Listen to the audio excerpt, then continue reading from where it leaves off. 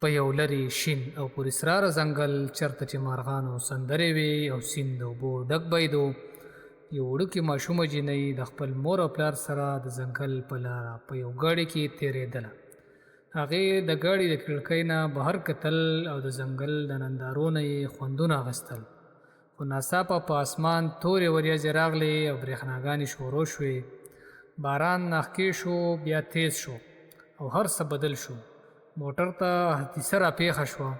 کله چې طوفان ختم شو، ځنګل بېرته خاموشه شو. وړې ماشومې سترګې کولاو کړې، مخ یې په خاورو څښاو، سترګې له اوښکو ډکې وې. هغې خپل مور او پلار ته ډېر اوازونه وکړل، خو هېڅ جواب چا ورنه کړ. بس د ځنګل اوازونه وو او د مارغانو چغار و. ماشومه یوازې وه، د یوې ونې نه یوې شادو د هر څه لیدل.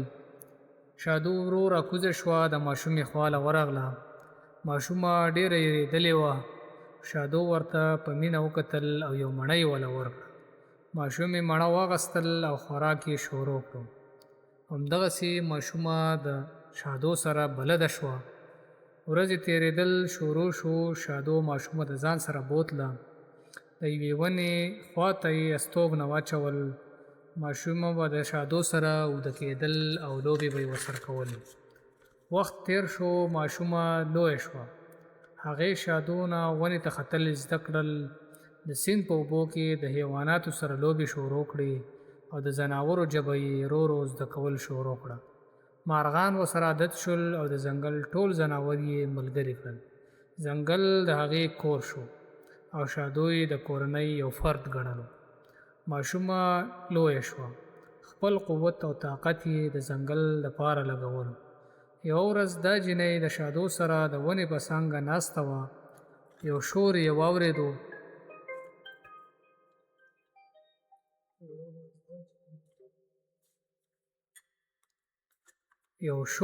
واورېدو. د تبر اوازونه او د مشین اوازونه، لکه چې ونې کټ کولی کېږي. هغې غوږ ونیو. ځنګل ته یو څو بد خلک راغلی وو. هغوی غوښتل چې ونې پرې کړي.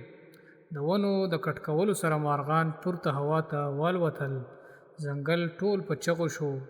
ځناورو ګډې وډې منډې شروع کړې. جینۍ اوس د ځنګل لور وه. ټول حیوانات یې راټول کړل، هاتیان، ازمري، بیزوګان او مرغۍ.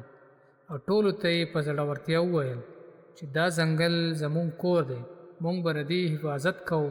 حیواناتو په جمع سره د دې د ملګرتیا آواز وکړو. چې شپه شوه، جینۍ په خاموشۍ سره د هغه بدو خلکو کیمپ ته ورنږدې شوه. هغه خلکو ځان ته اور بل کړی و او ګپونه یې یو بل سره لګول. جینۍ په اشاره شادوګانو د ونو کټ کولو مشین په رسو راښ کو او خراب یې کړو. هاتي یوه لویه ونه په لار کې راواچول. مارغانو په هوا کې الوتل شروع کړل. هوسۍ د دوی د کیمپ کې په منډو شروع وکړل او دوی یې ټول ویرول. د بدو خلکو مشر ډېر په غوسه شو او بیا ویل دا څه چل دی. جینۍ په یو مضبوط آواز جواب ورکو چې موږ د دې ځنګل ساتونکي یو او د ټولو ځناورو سره په جمع د دوی طرف ته ور روانه شوه. هاتي یو یورونکی آواز وکړو. باران ناښکې شو. اسمان کې بجلۍ پړقېدې او تورې تیارې نور هم هیبت جوړ کړو. بد خلک ورو ورو شاته شو او تېښته یې شروع کړه. په منډه یې ځان خلاص کو.